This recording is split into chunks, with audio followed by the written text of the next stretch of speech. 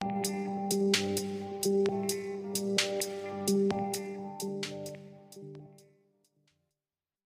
Students, welcome you all in our periwinkle 555 YouTube channel. तो आज हम बात करने वाले हैं क्लास 10th के साइंस पेपर 2 के लेसन नंबर 8 के बारे में, that is cell biology and biotechnology. तो इस लेसन में हमने अपनी पिछली वीडियो में एनिमल हस्बेंड्री के बारे में जानकारी ली, फिर इसकी पिछली वीडियो में हमने वैक्सीन एंड वैक्सीनेशन के बारे में भी जानकारी ली, किस तरह से वैक्सीन प्रोड्यूस होते हैं, किस तरह से वैक्सीन पहले ट्रेडिशनली हम यूज़ करते थे उसके बारे में जानकारी ली। बायोटेक्नोलॉजी की वजह से वैक्सीन प्रोडक्शन में क्या चेंजेस आए हैं उसके बारे में भी हमने उस वीडियो में जानकारी ली है। तो चलिए इस वीडियो में हम अपने नेक्स्ट टॉपिक की ओर बढ़ते हैं, that is text book page number 94। Topic is edible vaccine. Edible vaccine नाम में ही दिया है एडिबल। एडिबल यानी कि क्या, जो हम खा सकते हैं, ऐसे वैक्सीन। तो अभी के ज़माने में एडिबल वैक्सीन जो है वो डेवलप हो चुके हैं। एडिबल वैक्सीन यानी कि जिन्हें हम खा सकते हैं और वो वैक्सीन की तरह हमारे बॉडी में काम करते हैं। चलिए देखते हैं edible vaccine. Work on production of the edible vaccine is in the progress and presently potatoes are being produced with the help of the biotechnology। अभी इस टाइप के भी वैक्सीन हम तैयार कर रहे हैं जिसमें हम उस वैक्सीन को डायरेक्टली खा सकते हैं, लेकिन किस माध्यम से, किसी भी मतलब जो कुछ भी चीज़ें हैं जैसे कि एडिबल चीज़ें, जैसे कि यहाँ पर उन्होंने एग्जाम्पल दिया है पोटैटो। पोटैटो में ये वैक्सीन डाला है और वो पोटैटो अगर हम खाते हैं तो वो वैक्सीन की तरह हमारे बॉडी में जाकर काम करेगा। तो ये किस वजह से पॉसिबल हो चुका है? बायोटेक्नोलॉजी की वजह से इसके ऊपर काम चल रहा है presently. And these potatoes are called as a transgenic potato. उन पोटैटोज को क्या कहा जाएगा? ट्रांसजेनिक पोटैटो, क्योंकि ये नॉर्मल पोटैटो तो नहीं है। इनको खाने के बाद ये वैक्सीन की तरह हमारे बॉडी में काम करेंगे। These potatoes will act against the bacteria like. अभी ये पोटैटोज किसके अगेंस्ट काम करेंगे? विब्रियो कॉलरी नाम के बैक्टीरिया जो है, या फिर इश्चीरिया करके बैक्टीरिया है, इश्चीरिया कोलाई, ई कोलाई जिसको हम कहते हैं। Consumption of this raw potato, raw यानी कि जो बिल्कुल आप बॉइल्ड करके या पका के नहीं खाने वाले ऐसे पोटैटो, जो अगर रॉ फॉर्म में अगर हम पोटैटो खाते हैं, so consumption of this raw potato generates the immunity against this cholera and diseases cause due to the E coli. तो उन्होंने यहाँ पर क्लियरली मेंशन किया है, ऐसे पोटैटो हमने बनाए हैं कि अगर उनका रॉ फॉर्म में अगर आप सेवन करते हैं, वो पोटैटोज अगर लेते हैं आप डाइट में, तो क्या हो जाएगा, उसमें इम्यूनिटी आपके बॉडी में तैयार हो जाएगी अगेंस्ट द डिजीजेस। कौन से दो डिजीजेस? ये डिजीजेस के नाम लिखने हैं आपको, कॉलरा एंड कौन सा? Diseases cause due to the E coli. E coli यानी कि क्या? इश्चीरिया कोलाई के वजह से जो डिजीज़ होता है बॉडी में, बैक्टीरिया है ये इश्चीरिया कोलाई, तो उनकी वजह से जो डिजीज़ बॉडी में फैलता है, तो उस डिजीज़ के अगेंस्ट हमारी बॉडी क्या करेगी? इम्यूनिटी जो है वो जनरेट होगी हमारी बॉडी में। तो इस रॉ पोटैटो का अगर हम सेवन करते हैं तो what will happen if these potatoes are cooked for consumption. अभी यहाँ पर उन्होंने बताया क्लियरली क्या हो जाएगा अगर ये पोटैटो हमने कुक्ड किए तो।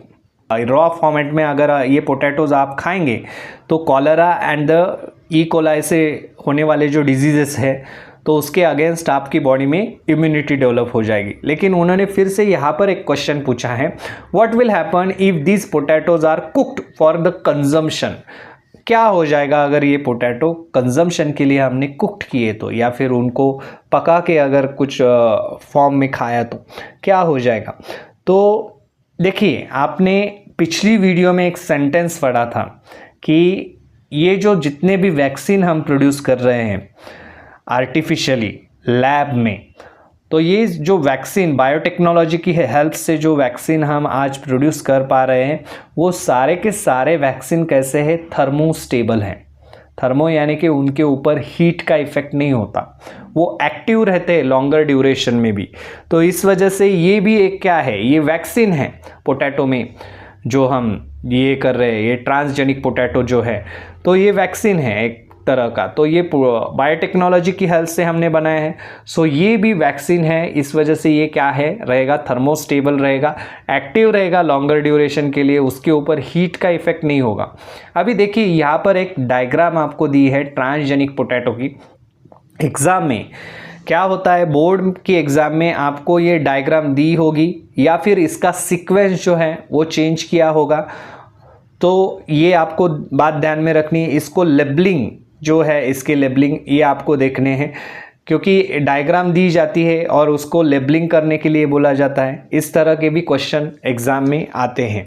तो देखिए यहाँ पर फर्स्ट यहाँ पर क्या दिखाया है, isolation of desired gene from the human pathogen. Human pathogen से हमने क्या किया, जो डिजायर्ड वैरायटी का जीन है, जो जीन चाहिए वो ले लिया।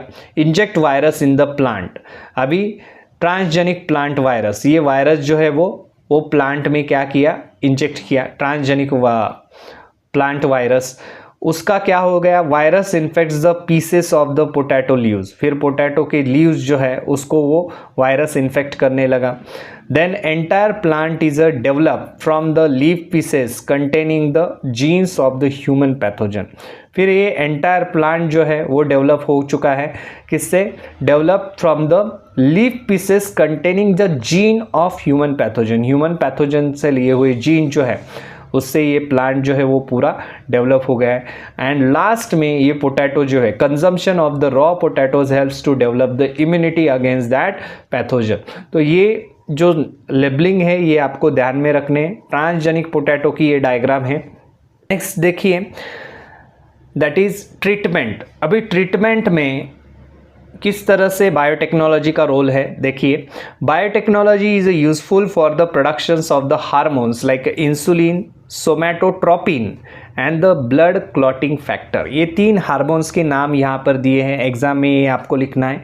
इंसुलिन, सोमैटोट्रोपिन नाम का एक hormone and blood clotting factor, blood के क्लॉट होने के लिए जो हेल्प करते हैं हार्मोन, तो वो, तो उनका प्रोडक्शन करने के लिए जो हार्मोन्स लगते हैं उनका हम प्रोडक्शन किस हेल्प से कर रहे हैं, बायोटेक्नोलॉजी की हेल्प से कर पा रहे हैं। नेक्स्ट जो है इंटरफेरॉन नाम का, जो ये देखिए इंटरफेरॉन का रोल क्या है, this is a group of the small size protein. ये इंटरफेरॉन नाम का क्या है, प्रोटीन है, स्मॉल साइज के एक प्रोटीन रहते हैं, protein molecule, used in the treatment of the viral diseases.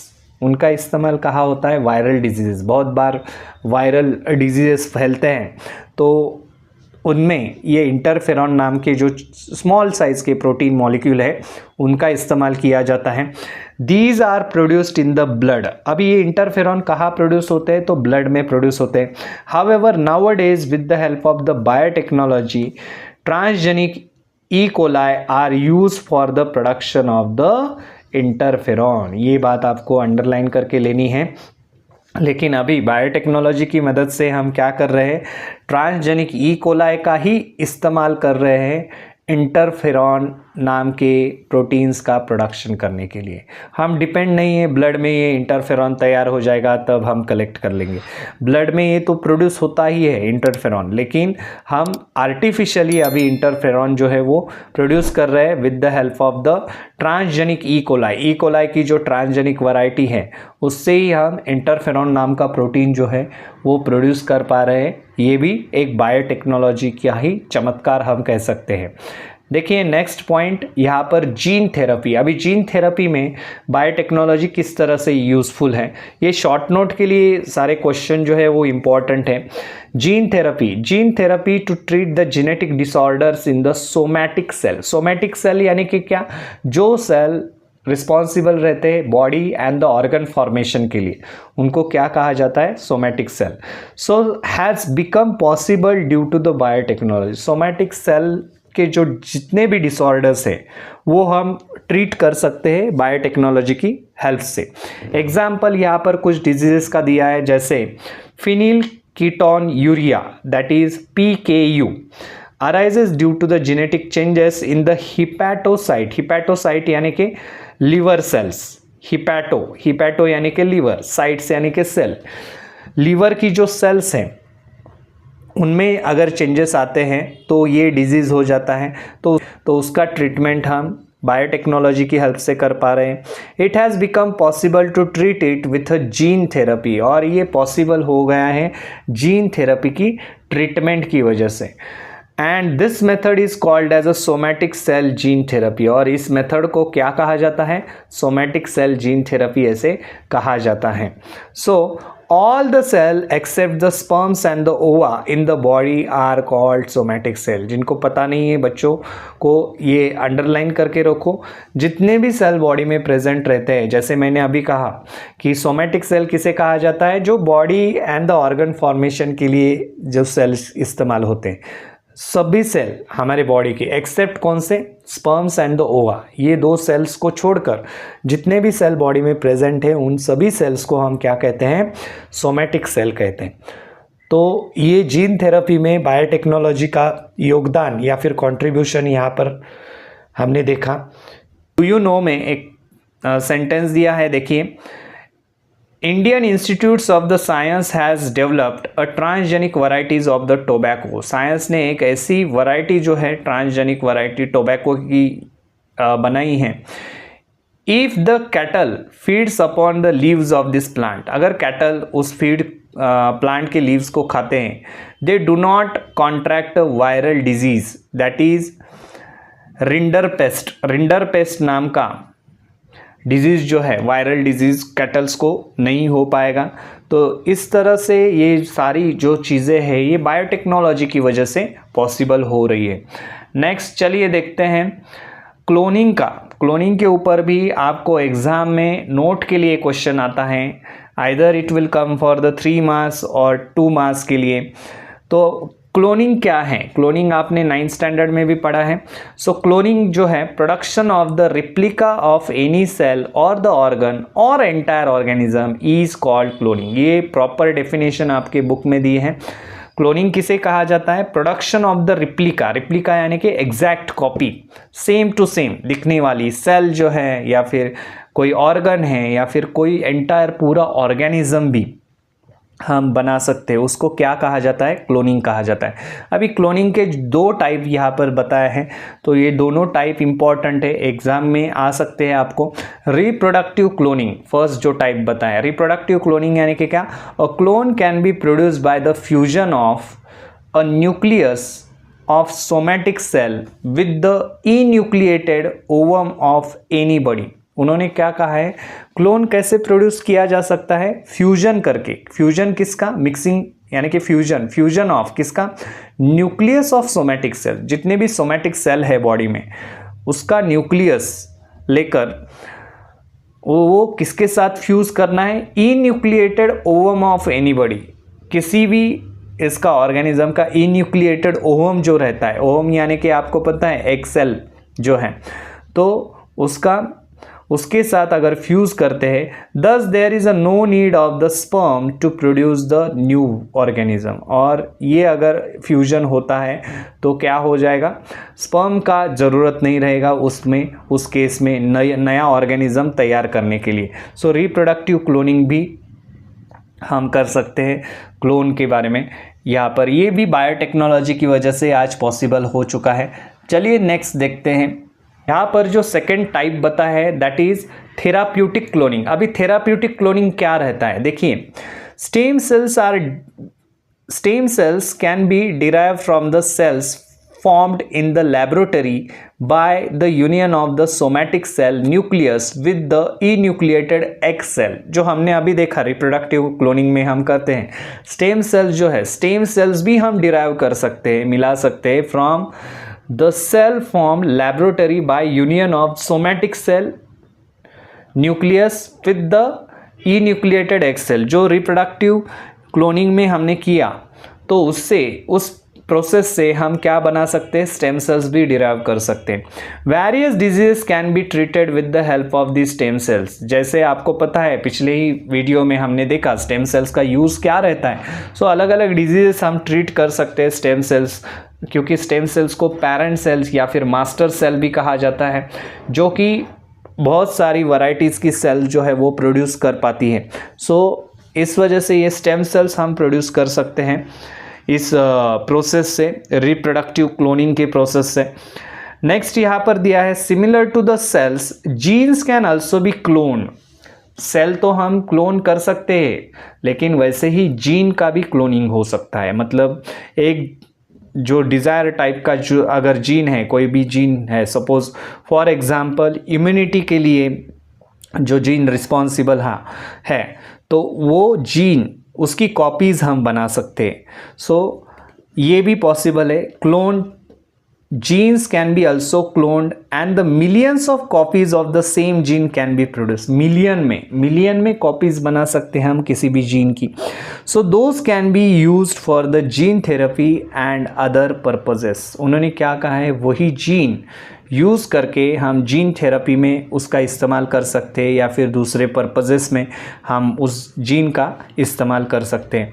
सो इस तरह से ये भी एक बायोटेक्नोलॉजी की वजह से थेराप्यूटिक क्लोनिंग उसे कहा जाता है, ये पॉसिबल हो चुका है।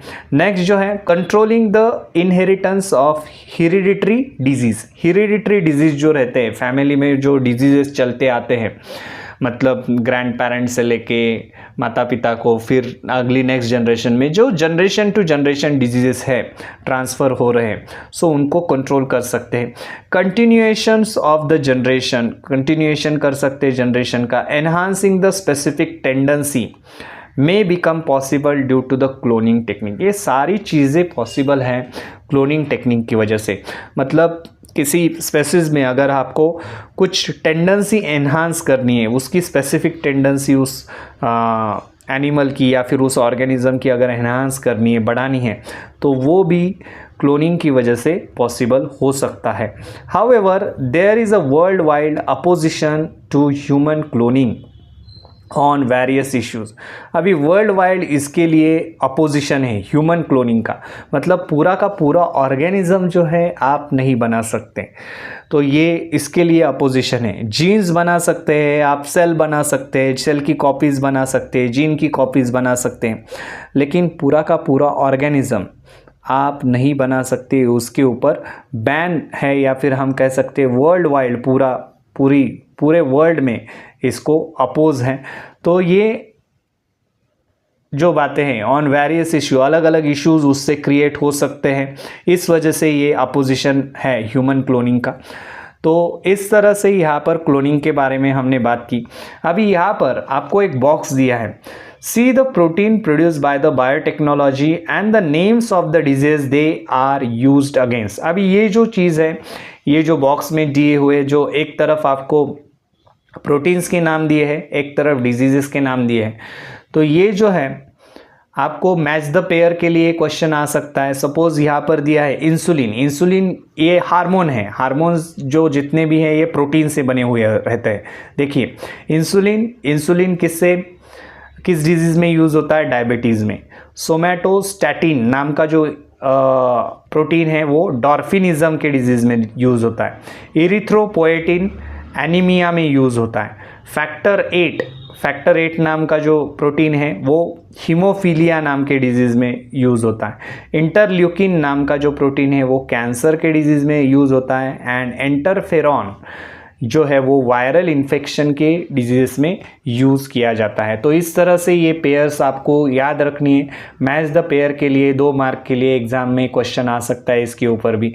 तो चलिए, इस तरह से हमने इस वीडियो में एडिबल वैक्सीन्स के बारे में पढ़ा। एडिबल वैक्सीन्स क्या है, किस तरह से उनका यूज़ किया जाता है, ट्रीटमेंट क्या है, जीन थेरेपी के बारे में जानकारी ली, एंड सबसे इम्पॉर्टेंट जो क्लोनिंग, जिसके ऊपर आपको एग्ज़ाम में क्वेश्चन आता है, नोट के लिए आ सकता है या फिर ऐसे क्वेश्चन पूछा जाता है, क्लोनिंग की डेफिनेशन लिखो और उसके टाइप जो है 2 टाइप्स एक्सप्लेन करो, reproductive cloning and therapeutic cloning.